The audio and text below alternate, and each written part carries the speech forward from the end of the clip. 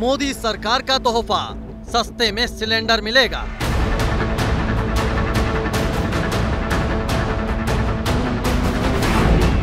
अड़तालीस घंटे और क्या इंडिया तैयार?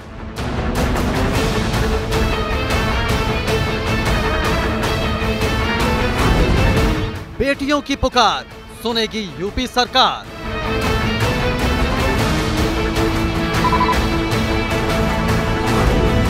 हाथ में रहो चीन, भूल जाओ अक्साई चीन।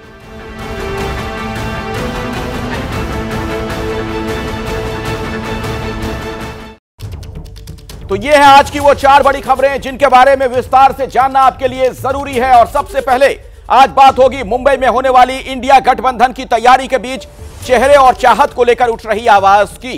क्या नीतीश कुमार के साथ कोई गेम हो गया? बात इसकी करेंगे।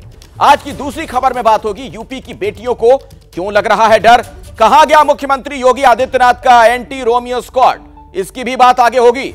और तीसरी खबर बेईमान चीन की एक और चालबाजी की और उस पर देश में मचे सियासी घमासान की। और आज की आखिरी खबर में बात होगी सरकार से मिल रहे सस्ते तोहफों की। क्या यह गिफ्ट वोटर्स के मूड को शिफ्ट करने की कवायद भर है, क्योंकि इस पर सियासत भी शुरू हो चुकी है। हर खबर पर पूरी जानकारी आपको देंगे। चप्पे चप्पे से हमारे साथ हमारे तमाम सहयोगी जुड़ रहे हैं। मुंबई से रौनक कुकड़े बताएंगे कि इंडिया कितना तैयार, तीसरी बैठक में चेहरे की पिक्चर होगी क्लियर। वीरेश पांडेय से जानेंगे कि प्रयागराज से लेकर गाजियाबाद तक यूपी में योगी का एंटी रोमियो स्क्वाड आखिर कहां खो गया है। और आज अभिषेक उपाध्याय देश के सामने चीन की ऐसी चालबाजी सामने रखेंगे जिसे हर हिंदुस्तानी को देखना चाहिए। और अंकित गुप्ता से जानेंगे कि सिलेंडर सस्ता करने का केंद्र का फैसला क्यों कहा जा रहा है चुनावी पैंतरा। शुरुआत अभी की बड़ी खबर के साथ कर लेते हैं। बड़ी खबर आ रही है, आपको बता दें, सवाल यह है कि आखिर इंडिया की बैठक को लेकर जो गुट को लेकर एक बहुत बड़ी खबर है। अंदर खाने से इंडिया गुट को लेकर एक जानकारी हमें यह मिल रही है कि मल्लिकार्जुन खड़गे बन सकते हैं संयोजक। मुंबई की मीटिंग में खड़गे के नाम पर मुहर लग जाना संभव है। 31 अगस्त और 1 सितंबर को मुंबई में बैठक होनी है। आज शाम से ही नेता का मुंबई पहुंचना शुरू हो गया है, जो विभिन्न दलों के अलग अलग नेता हैं। शाम 5:30 बजे लालू तेजस्वी मुंबई पहुंचेंगे। और सूचना जो हमें मिल रही है उसके मुताबिक सोनिया गांधी, राहुल गांधी, मल्लिकार्जुन खड़गे भी कल पहुंच सकते हैं। 26 दलों के कुल 80 नेता, लगभग 80 नेता इसमें शामिल होंगे। मुंबई में इंडिया गठबंधन की बैठक से पहले ही संयोजक को लेकर अब बयानबाजी जारी है। गठबंधन में शामिल दलों के नेताओं का क्या कहना है, आप सुनिए। नीतीश जी को संयोजक बनाया, अगर वो बनना चाहते हैं तो क्यों नहीं बनाया जाएगा, बन सकते हैं। नीतीश जी तो खुद ही डिसीजन मेकर हैं, जो रोल चाहेंगे वो करेंगे। हमारे कांग्रेस वालों को लगता है कि राहुल गांधी जी बने, सबको है, लेकिन हमने कहा कि ये मकसद ये की है कि देश को बचाना, देश की लोकतंत्र को बचाना। अपने कुछ छोटे जो छोटा मन और जिसको कहते हैं महत्वाकांक्षा को इस समय परे रखना चाहिए। और इसलिए मुझे ऐसा लगता है कि इस पर विस्तृत चर्चा जरूर होनी चाहिए। 26 दलों का कोई गठबंधन बनाया है, इंडिया के नाम से आपने गठबंधन बनाया है, इसका मतलब कि सब लोग मिल के लड़ना चाहते हैं ना, तो उनके बीच में सीट शेयरिंग के ऊपर चर्चा भी होनी चाहिए। तो क्या इंडिया तैयार है? बैठक को लेकर क्या जानकारी हमें मिल रही है वो मैं आपको सिलसिलेवार तरीके से बताता हूं। इंडिया गठबंधन के तमाम जो नेता पहुंचेंगे, 80 के आसपास नेता, कहां मीटिंग होगी? हयात होटल है मुंबई में, वहां पर मीटिंग होनी है। और कितने कमरे बुक हैं? 170 कमरे बुक हैं। बड़ी बैठक, कितने नेता आएंगे? अब तक की सूचना के मुताबिक 80 नेता पहुंचेंगे। और मेन्यू में क्या क्या है? वड़ा पाव से लेकर पूरन पोली, मोदक और झुनका भाकर, जो कि वहां पर स्थानीय जो वहां पर लोग खाद्य पदार्थ है जो बहुत ही स्वाद के साथ लोग वहां पर खाते हैं, वो तमाम चीजें परोसी जाएंगी। यानी इंडिया की जो बैठक होगी उससे जुड़ी जानकारी, कुछ और अहम जानकारियां मैं आप तक पहुंचाना चाहूंगा। हयात होटल में जो ये मीटिंग होने वाली है, लगभग 80 अलग अलग दलों के नेता जो इसमें पहुंचेंगे। जिम्मेदारी क्या क्या दी गई है? एनसीपी शरद गुट जो है, ट्रांसपोर्ट यानी एयरपोर्ट पर नेताओं का स्वागत करने की जिम्मेदारी इस गुट के नेताओं के पास है। शिवसेना जो उद्धव गुट है, होटल की जिम्मेदारी यानी डिनर होस्ट करेंगे उद्धव ठाकरे खुद। और कांग्रेस के बारे में पता चल रहा है कि कांग्रेस लंच और होर्डिंग बैनर वगैरह की जिम्मेदारी संभाल रही है। यानी अलग अलग दल के जो नेता हैं, अलग अलग पार्टियां, उन्हें अलग अलग जिम्मेदारी दी गई है। सीधे मैं आपको लिए चलता हूं रौनक कुकड़े के पास। रौनक, बैठक होनी है, तमाम जानकारियां सामने आ रही हैं, लेकिन आज जो बड़ी खबर है वो संयोजक को लेकर। क्या इसको लेकर कोई स्थिति साफ हुई है? नीतीश कुमार का क्या पत्ता कट चुका है, कह सकते हैं? जी देखिए अखिलेश, जो हमारे सूत्र बता रहे हैं वो हमें बता रहे हैं कि मुख्य तौर पर मुंबई की बैठक में लगभग अब ये तय माना जा रहा है कि संयोजक का नाम जो है वो फाइनल कर दिया जाएगा। और कांग्रेस पार्टी इस इंडिया गठबंधन की सबसे बड़ी पार्टी है। ऐसे में सभी नेताओं का ये मानना था कि कांग्रेस से ही किसी व्यक्ति को ये पद जो है वो लेना चाहिए। और इसको लेकर मल्लिकार्जुन खड़गे जो मौजूदा कांग्रेस के अध्यक्ष है, वरिष्ठ नेता है, दलित समाज से आते हैं, ये सभी कॉम्बिनेशन जो है वो मल्लिकार्जुन खड़गे के पक्ष में जाते हुए दिख रहे हैं। जो हमें जानकारी मिल रही है कि उनके नाम का ऐलान जो है इंडिया गठबंधन की मुंबई में होने वाली बैठक में 1 तारीख को, जब बैठक के बाद प्रेस कॉन्फ्रेंस होगी, उसके बाद उनके नाम का ऐलान जो है वो कर दिया जाएगा। सभी बड़े नेता मल्लिकार्जुन खड़गे के नाम पर जो है वो सहमति बनाते हुए दिख रहे हैं। हालांकि निश्चित तौर पर इस बैठक में चर्चा होगी, कोई और नाम अपना रखना चाहता है उस पर भी निश्चित तौर पर चर्चा होगी। लेकिन फिलहाल मल्लिकार्जुन खड़गे इस रेस में सबसे आगे जो है वो दिखाई दे रहे हैं। जो हमारे सूत्र बता रहे हैं कि मल्लिकार्जुन खड़गे इंडिया गठबंधन के संयोजक जो है वो हो सकते हैं। अखिलेश, रौनक, ये जो गठबंधन है, तमाम लोग जो एक साथ आए हैं, इसमें नीतीश कुमार की सबसे बड़ी भूमिका रही, या ये यूं कह लीजिए कि ये जो पूरी अवधारणा है, कॉन्सेप्ट है, नीतीश कुमार ही इसके पीछे थे। अब ऐसे में उनका पिछड़ जाना, बीजेपी के कुछ नेता तो लालू यादव पर भी निशाना साध रहे हैं, तंज कर रहे हैं कि इन सबके पीछे लालू यादव है। क्या खबर वहां से मिल रही है आपको? जी देखिए, मुख्य तौर पर नीतीश कुमार के नाम का भी जो है वो निश्चित तौर पर जिक्र रह रहकर होता रहा है। कई गठबंधन पार्टियों के नेताओं ने भी नीतीश कुमार के नाम पर जो है निश्चित तौर पर चर्चा की है। लेकिन कई पार्टियों के जो मुख्य नेता है उनका मानना है कि जो कांग्रेस पार्टी है, चूंकि वो पूरे देश भर में एक मुख्य विपक्षी दल के तौर पर काम करती है, बड़ी पार्टी है, लिहाजा अगर कांग्रेस पार्टी का कोई बड़े नेता संयोजक की भूमिका निभाता है तो कोऑर्डिनेशन में बहुत ही आसानी होगी। लिहाजा मल्लिकार्जुन खड़गे के नाम पर फिलहाल जो है वो सहमति बनती हुई दिख रही है। और हमें यह भी बताया जा रहा है कि नीतीश कुमार भी मल्लिकार्जुन खड़गे के नाम पर सहमति जताते हुए दिखते हैं। और 1 तारीख की जो बैठक होगी उसमें निश्चित तौर पर नीतीश कुमार अपनी बात क्या रखते हैं वो मीडिया के सामने निश्चित तौर पर आएगी। एक और बात रौनक, सीट शेयरिंग को लेकर पेच फंसता हुआ नजर आ रहा है कई मौकों पर जो हमने देखा है। क्या ये जो बैठक होने जा रही है वहां पर इसको लेकर कुछ हल निकल जाएगा, कोई रास्ता निकल आएगा? जी देखिए अखिलेश, अब तक की जो 2 बैठकें हुई है उसमें एक बात तो सभी नेताओं ने तय कर ली है कि लगभग 350 ऐसी सीटें चुनकर निकाली गई है जहां पर 1-on-1 फाइट को लेकर ये सभी नेता जो है लोकसभा चुनाव के लिए तैयार है। लेकिन उसके पहले जो मध्य प्रदेश और छत्तीसगढ़ के विधानसभा चुनाव होने, वहां पर हमें देखने मिल रहा है कि आम आदमी पार्टी जो इस गठबंधन का हिस्सा है, कांग्रेस पार्टी जो इस गठबंधन का हिस्सा है, वो आमने सामने चुनाव लड़ रही है। ऐसे में संदेश जो है लोकसभा चुनाव के पहले कार्यकर्ताओं में गलत जा सकता है। और उसी पेच को दूर करने के लिए एनसीपी प्रमुख शरद पवार हो, उद्धव ठाकरे, ये जो नेता है निश्चित तौर पर अरविंद केजरीवाल, मल्लिकार्जुन खड़गे और राहुल गांधी, इन लोगों से भी बात कर बीच का रास्ता निकालने की कोशिश करेंगे, हमारे सूत्र बता रहे। और इसी और सभी की निगाहें जो टिकी होगी। रहा सवाल ये कि सीट शेयरिंग को लेकर कहीं पेच फंस सकता है क्या, तो निश्चित तौर पर कुछ ऐसे राज्य है जहां पर पेच फंस सकता है। लेकिन वही बात है कि इन वरिष्ठ नेताओं ने तय किया है कि ये सभी जो पेच है उसको धीरे धीरे कर हमें हल करना होगा, नहीं तो ये गठबंधन बनाए रखना और प्रधानमंत्री मोदी को 2024 के चुनाव में टक्कर देना इतना आसान नहीं होगा। लिहाजा सभी को एक पेज पर आने की जरूरत होगी, कुछ गिले शिकवे दूर करने होंगे। जी चलिए रौनक, मैं दोबारा आपके पास लौटूंगा। हमारे और भी सहयोगी अलग अलग जगहों से लगातार जुड़े हुए हैं। इस वक्त एक बड़ी खबर आ रही है, मुंबई में मंत्रालय भवन के अंदर किसान अपनी जमीन के लिए उचित मुआवजे की मांग करते हुए महाराष्ट्र सरकार के खिलाफ प्रदर्शन कर रहे हैं। प्रदर्शनकारी इमारत की पहली मंजिल पर लगाए गए सुरक्षात्मक जाल पर कूद गए, पुलिस की कार्रवाई जारी है। राज्य मंत्री दादाजी भूसे मंत्रालय भवन के अंदर प्रदर्शनकारी किसानों से बात कर रहे हैं। ये देखिए तस्वीरें जो वहां से सामने आई हैं। कुछ किसानों को हिरासत में लेकर मरीन ड्राइव पुलिस स्टेशन भेजा गया है।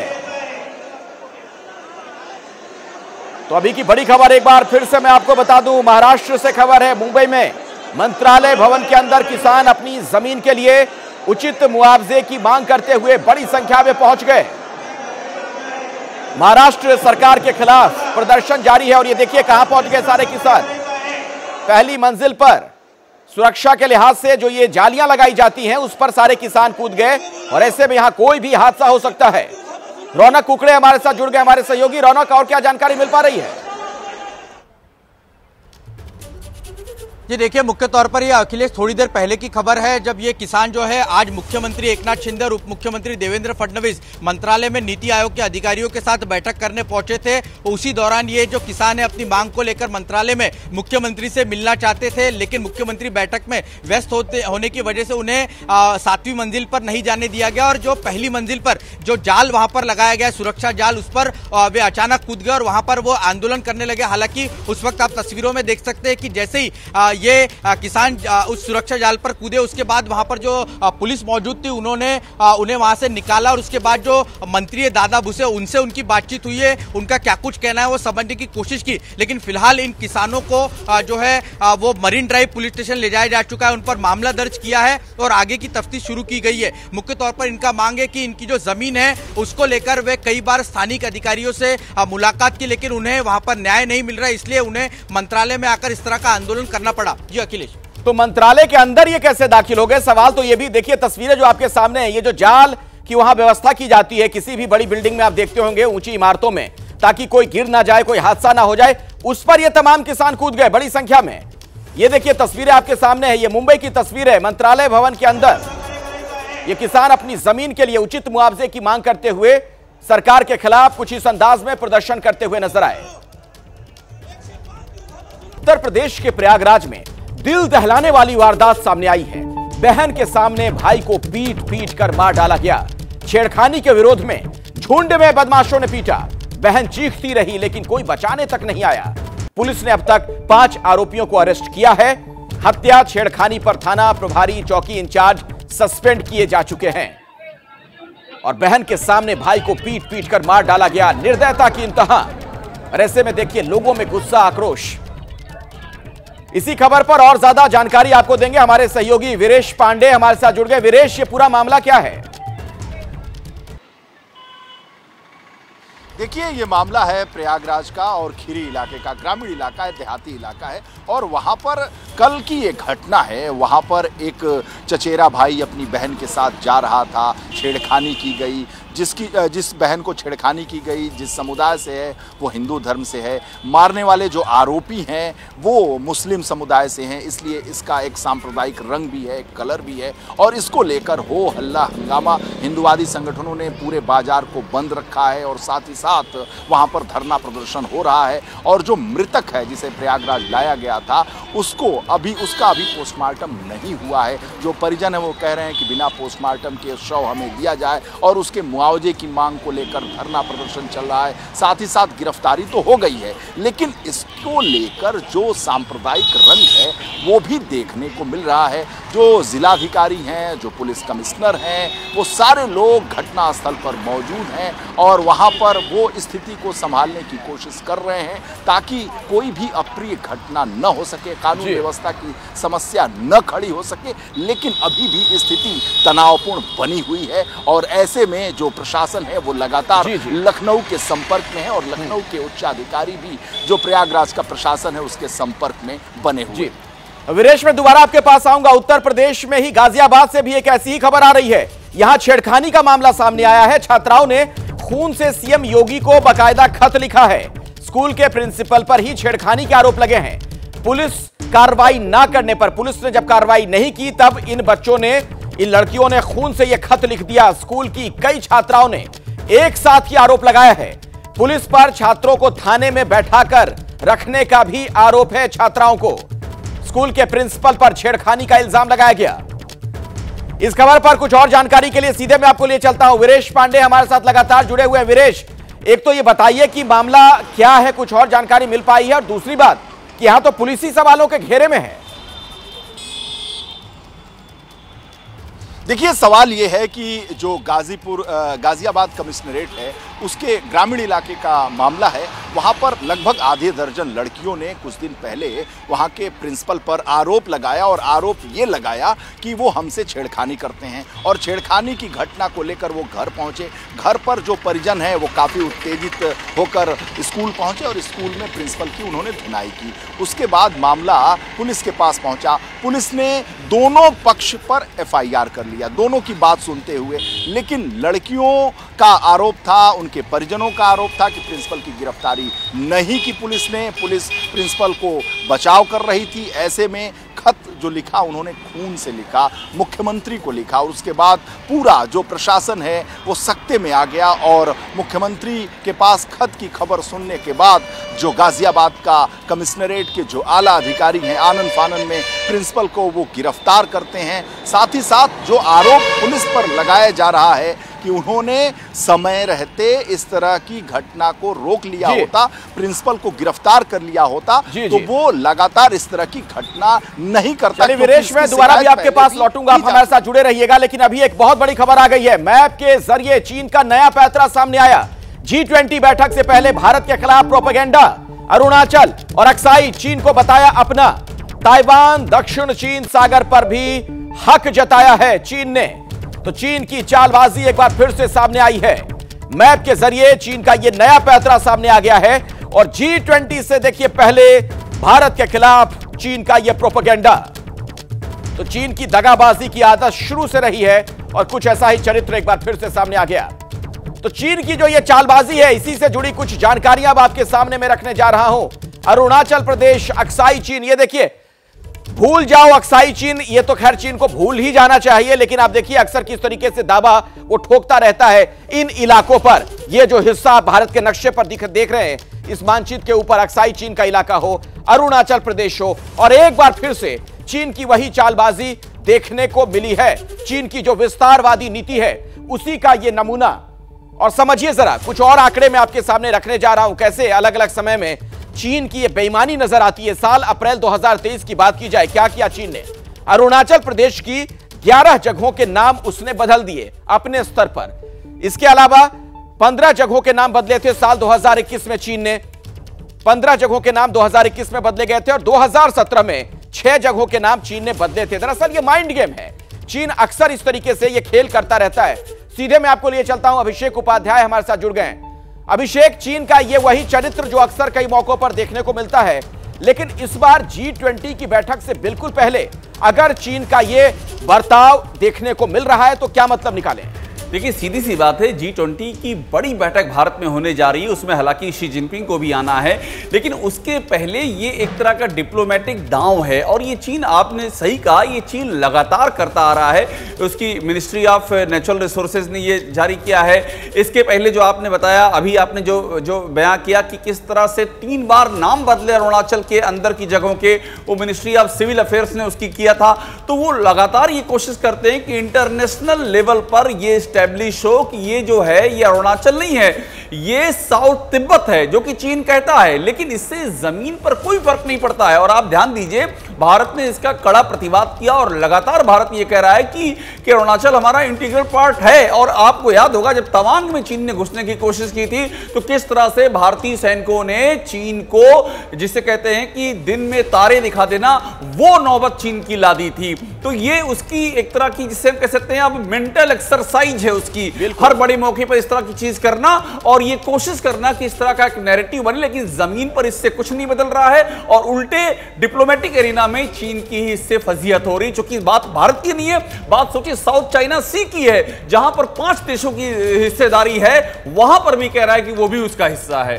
बिल्कुल, चीन का ये जो चरित्र है पूरी दुनिया के सामने आ चुका है। लेकिन चीन के विवादित नक्शे पर देश में सियासी शोर मचा हुआ है। विपक्ष के नेता सरकार से सवाल पूछ रहे हैं। सरकार को थोड़ा सा सख्त रवैया अपनाना पड़ेगा। ये ढुलमुल रवैया, कभी महाबलीपुरम में शहनाई सुनना, कभी साबरमती पे झूले झूलना, कोई उसका क्या परिणाम है? इस सरकार से कोई उम्मीद भी नहीं रख सकते, जिस सरकार में जयशंकर जी अपने पॉडकास्ट इंटरव्यू में कहते हैं कि चीन तो एक बहुत बड़ी अर्थव्यवस्था है, हम बहुत छोटी अर्थव्यवस्था है, हम उनसे कैसे लड़ सकते हैं। ये सरकार पूरी तरह से चीन को क्लीन चिट दे रही है। ऐसा प्रतीत होता है कि इस सरकार ने चीन के सामने घुटने टेक दिए हैं। भारत को, भारत सरकार को मजबूती के साथ ये पक्ष चीन के साथ जब भी वार्ता हो उठाना चाहिए कि वो हमारी सीमाओं का अतिक्रमण करने का दुस्साहस क्यों जुटाता है। अभिषेक उपाध्याय के पास एक बार फिर से मैं आपको लिए चलता हूं और सवाल देखिए अभिषेक यही है, क्या यह माना जाए कि राष्ट्रीय सुरक्षा के मामलों में अगर इस तरह की टिप्पणी विपक्ष की तरफ से आती है तो सिर्फ और सिर्फ खालिस ये राजनीति है?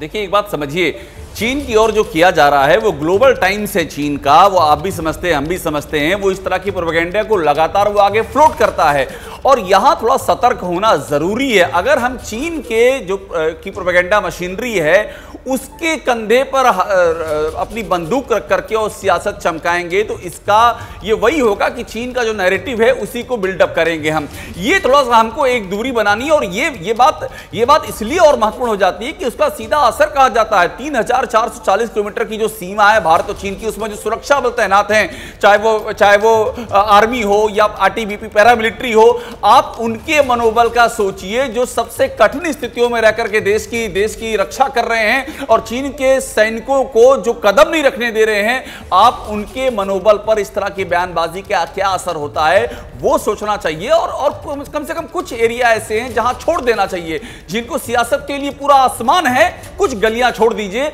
जो कि देश की सुरक्षा और सैनिकों के मनोबल से ताल्लुक रखती हैं। ये एक बड़ा मसला है। लेकिन अभिषेक एक और बात है, दिलचस्प बात यह है कि जो भी विपक्ष में रहता है चीन के मामले में ऐसी ही राजनीति करता नजर आता है। बीजेपी वाले भी जब विपक्ष में थे तो कुछ इसी तरीके से सरकार को घेरा जाता था। बिल्कुल ठीक कह रहे हैं, इसमें दो राय नहीं है।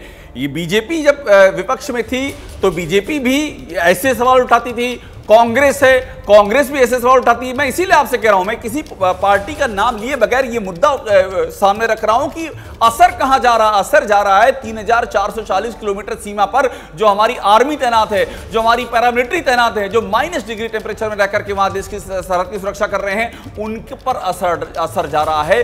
वो जो प्रतिष्ठा है उसको कम से कम उसका सम्मान करना चाहिए। चलिए अभिषेक, इस विश्लेषण के लिए धन्यवाद आपका। आप हमारे साथ आगे भी जुड़े रहिएगा। मोदी सरकार ने एक बड़ा फैसला लिया है। रक्षाबंधन से पहले महिलाओं के लिए एक तरीके से आप तोहफा इसे कह सकते हैं। कल से 200 रुपए सस्ता हो जाएगा गैस सिलेंडर और देश के 31 करोड़ जो गैस कनेक्शन वाले लोग हैं जो इसका इस्तेमाल करते हैं उन्हें सीधा फायदा मिलेगा। उज्ज्वला योजना वालों को 400 रुपए की सब्सिडी मिलेगी। उज्ज्वला योजना वालों को पहले से ही 200 रुपए की सब्सिडी थी, यानी अब उनके लिए 400 रुपए की एक तरह से सब्सिडी हो जाएगी। तो महंगाई को कम करने की दिशा में क्या सरकार का यह कदम कारगर साबित होगा? हालांकि कुछ सवाल भी खड़े हो रहे हैं। सवाल यह कि क्या चुनाव है इसीलिए तोहफों की भरमार है? इसे आप कुछ यूं समझिए, ये जो तमाम आंकड़े आपके सामने हैं, अभी जो सिलेंडर की कीमत है 1103 रुपए, 1 मार्च 2023 को इसकी कीमत बढ़ी थी। कुल कनेक्शन की बात मैं करूं तो 31 करोड़ से ज्यादा अभी गैस कनेक्शन है। सिलेंडर्स की बात हो रही है, 200 रुपए कम हुआ तो दाम हो जाएगा 903 रुपए पर सिलेंडर, यानी 1103 से कम होकर 903 रुपए, 200 रुपए का सीधा फायदा मिलता हुआ नजर आ रहा है। लेकिन यह जो चुनाव से इसे जोड़ा जा रहा है, उसे क्यों कहा जा रहा है उसके बारे में कोई भी हो सरकार में अलग अलग जगहों पर आप देखिए। केंद्र सरकार की बात की जाए तो 900 रुपए सिलेंडर की कीमत हो जाएगी। राजस्थान सरकार 500 रुपए पर सिलेंडर, यह बीपीएल और उज्ज्वला योजना के तहत है। और मध्य प्रदेश सरकार 450 रुपए के हिसाब से सिलेंडर दे रही है। राखी और सावन के महीने में तो अलग अलग महीने में अलग अलग दाम भी, ये भी बड़ा दिलचस्प है। तो केंद्र सरकार की ओर से गैस सिलेंडर के दाम कम करने के फैसले पर सियासत अब गर्मा चुकी है। घरों में यूज होती है उन सभी उपभोक्ताओं के लिए दाम 200 रुपए कम कर दिए गए हैं। उज्ज्वला गैस के जो लाभार्थी हैं उज्ज्वला योजना के, उनको भी 200 रुपये जो कम हुए उसका भी लाभ मिलेगा। इस तरह से चुनाव का हार का डर मोदी जी को सता रहा है। बीजेपी हार रही है, एनडीए हार रही है, इंडिया 2024 में जीत रहा है। हार के डर के मारे अभी तो देखिए और अभी तो तेल और तेल की धार देखिए, अभी तो बिल्कुल जनता के सामने जाके घुटने टेकेगी ये सरकार।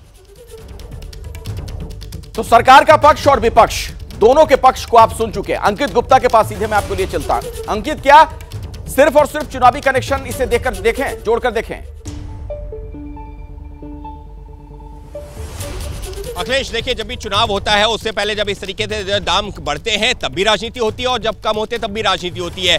अब अगर यहाँ पर सिलेंडर की कीमत 1100 बनी रहती तो विपक्ष कहता कि देखिए अभी भी इतना महंगा सिलेंडर दिया जा रहा है, अब 200 रुपए कम किए गए हैं, तो उसके ऊपर जो है सवाल खड़े किए जा रहे हैं कि क्या ये चुनावी राजनीति है। वहीं सरकार की अपनी दलील है। सरकार की तरफ से ये कहा जा रहा है कि अंतर्राष्ट्रीय बाजार में जब गैस की कीमत जो है बढ़ी थी तो कई देश ऐसे थे जहां पर सिलेंडर की कीमत, एलपीजी की कीमत 300% तक बढ़ गई थी, लेकिन भारत में सिर्फ 60% कीमत हमने बढ़ाई थी और जब अंतर्राष्ट्रीय बाजार में कम हो रहे हैं तो अब हम जो है रेट कम कर रहे हैं। लेकिन सिलेंडर यानी कि एलपीजी एक ऐसा मुद्दा है जो निश्चित तौर पर हर घर से जुड़ा हुआ है। करीबन 33 करोड़ जो उपभोक्ता हैं एलपीजी के सिर्फ, और 75 लाख उसमें नए ऐड करने की बात की जा रही है उज्ज्वला योजना के तहत, यानी कि करीबन 34 करोड़ लोगों तक यह फैसला असर करेगा। और रही बात चुनावी राज्यों की, तो विपक्ष भले ही राजनीति की बात कर रहा हो, लेकिन अखिलेश हमको यह भी नहीं भूलना होगा कि राजस्थान में तो कांग्रेस की सरकार है, लेकिन वहां पर सिलेंडर 500 का दिया जा रहा है। तो हर कोई कोशिश यही कर रहा है कि कैसे भी हो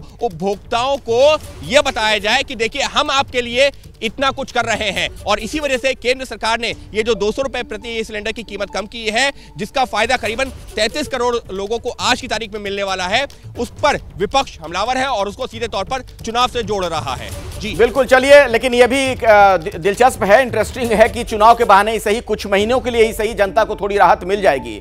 अभी एक बड़ी खबर आ रही है, उपचुनाव में बीजेपी और इंडिया ने झोंकी है ताकत और पहली बार विधानसभा उपचुनाव के प्रचार में उतरे अखिलेश।